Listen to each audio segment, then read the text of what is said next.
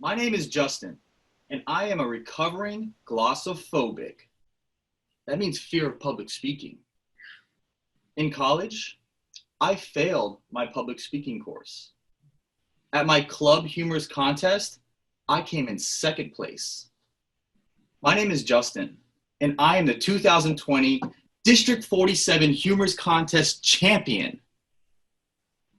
The confidence that I have gained from going through my competition at the Humorous Contest has not only improved my public speaking skills, but it's also improved my personal and my professional life as well. Today is not about me and what I've done in the past, though. Today is about you and what you can do in the future. For those of you who don't know, this year's Humorous Contest are going to be held on Zoom at both the club and the area level.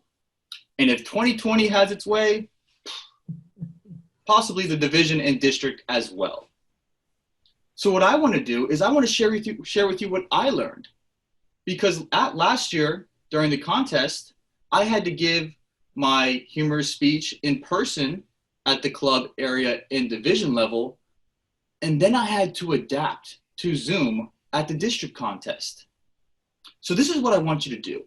I want you to open up Microsoft Word, open up Notepad, find a piece of paper, grab a pen, pencil, crayon, whatever you got, because I'm going to run through everything that I learned so you can be next year's champion as well.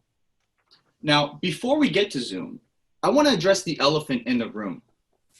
By a show of hands, how many of us plan to enter the humorous contest this year? Maybe. Not enough.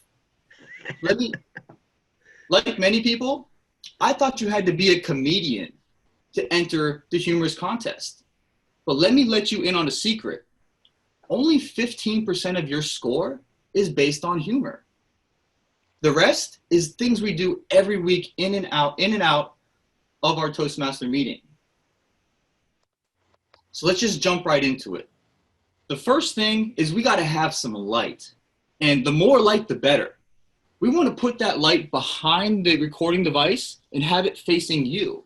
You don't want a light behind you because that's going to cast a shadow on your face and limit the expressions you can give on screen. Next, have a plain background. I am still waiting and looking forward to the day when someone proves me wrong, but I have yet to see a virtual background that doesn't make your hands disappear when you start moving around. And if you don't remember anything else from my speech, just please remember this. Stand up. On Zoom, it's so much harder to keep the attention of the audience. They have a dog biting their leg, a child pulling their other leg, and a TV blaring in the background. So we gotta do more, especially when it comes to humor. We need to express ourselves, use some body movement to keep them engaged. And it's much harder to do that while sitting down. When I'm sitting down, my hands disappear. I could be doing the Macarena down here and no one would know. So please stand up. When you're standing up, it's important to keep the camera or your device at eye level.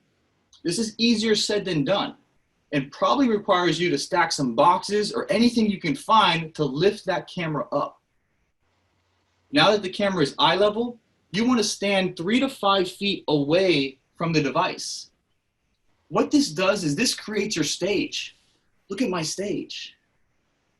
Just like we were in person, you have to use the stage. So don't stand like a soldier. Move to the left. Move to the right. Hopefully you have a little bit more room than this.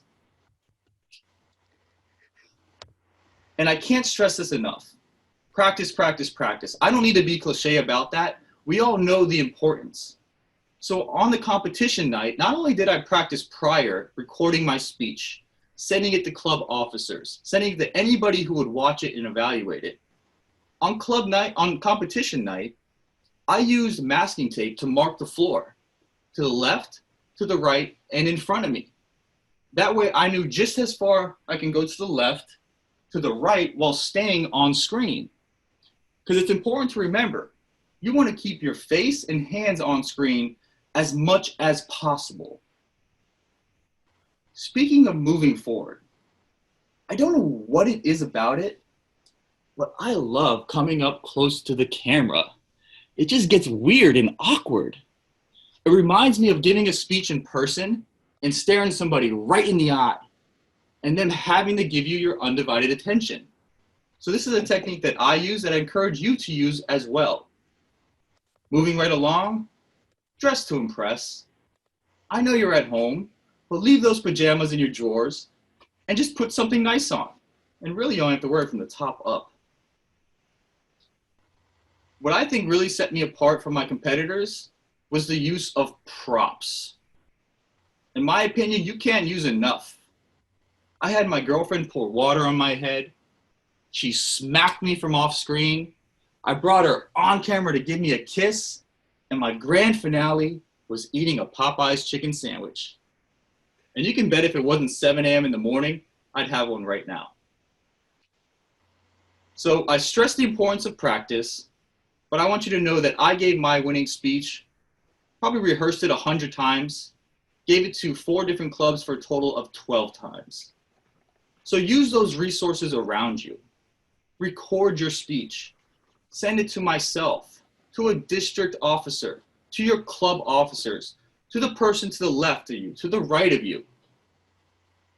And oh, I almost forgot, internet problems. A key to me not having internet problems is I connected my device and I hardwired it to the modem like we used to do. This improved my connectivity and stopped any glitches or stops or jumping of the camera. So I hope you got all that. Again, I know not many of you are ready to enter the contest, but please, give it a try.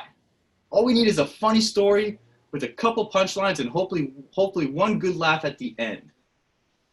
If you follow these techniques, you'll not only become a better competition speaker, but you'll also improve your public speaking skills as well. So look around the room. The person to the left and right of you could be the next champion. Better yet, it could be you.